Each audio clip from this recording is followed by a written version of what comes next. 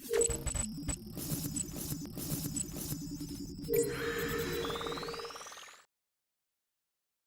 everybody. This is Antonio Vaz, Director of Production Engineering from JTEKT North America.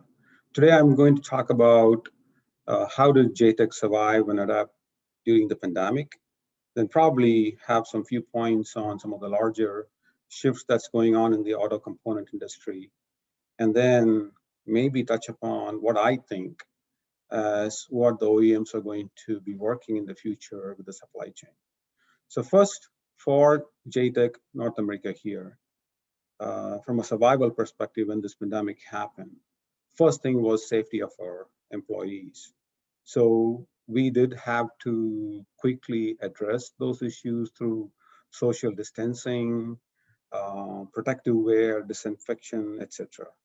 We did also develop some playbooks to ensure clear instructions so that everybody understand what the rules are, because this is again safety of the employee. The second thing that we did was risk mitigation, so that we would able to maintain our ability to supply to our customers. This was done through some daily coordination of various organizations within the company and also with the suppliers and along with the customers. Many internal organizations were involved in this complex coordination. Of course, like with every other company, we did have to aggressively do some cuts on spending.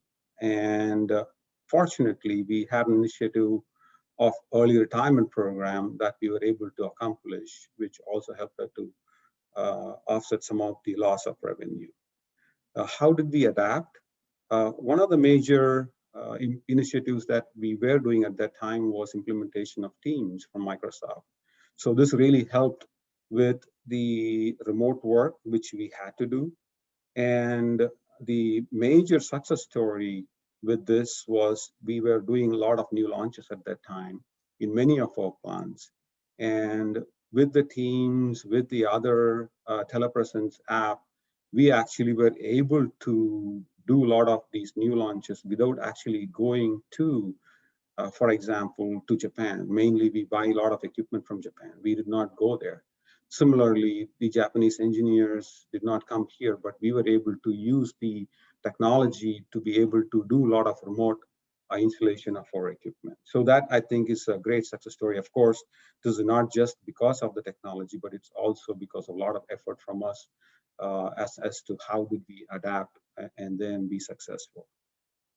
And because of the success of the remote work and collaboration using some of the technology, we were actually able to eliminate some of the office space, which definitely had some impact to lowering the cost and also improving the employee morale. Then the next point I'm going to talk about is the shifts that, at least from my perspective, I'm seeing from the auto industry. One of the key issues that we have here in North America is the worker shortage. Because of that, we have been actively doing a lot of automation within the factories. And this mainly is more of robotics, autonomous mobility, and this going to help us with reduction of the people. Now, the biggest problem on this is the skills that is required. So we are focusing more and more on internally developing these resources and trying to be successful. I think that's very important for any company to have these internal resources to be successful, especially in the automation realm. The other one is the cost pressure that we are having right now. So we are reducing a lot of the non-value add or administrative work through technologies like RPA in the office environment, and also reducing a lot of manual labor in the factories, like, for example, visual inspection. We are trying to use a lot of smart automation, including AI and machine learning, to eliminate many of the manual visual inspection and automate it so that people can actually do more valuable work.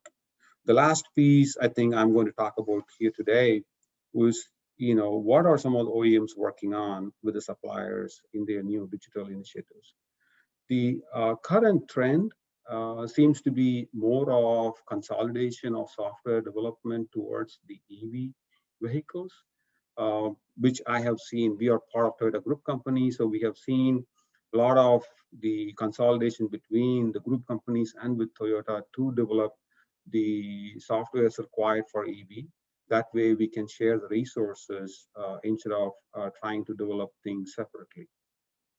This collaboration, I'm pretty sure, is going to go down into more active collaboration in the manufacturing realm also.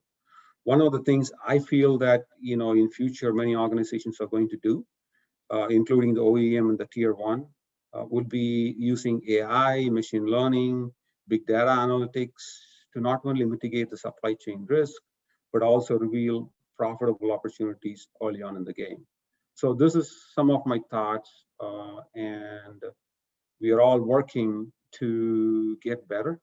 And I truly believe that, some of the digital transformation or digital initiatives and the tools that are available is definitely going to make the industry much, much better.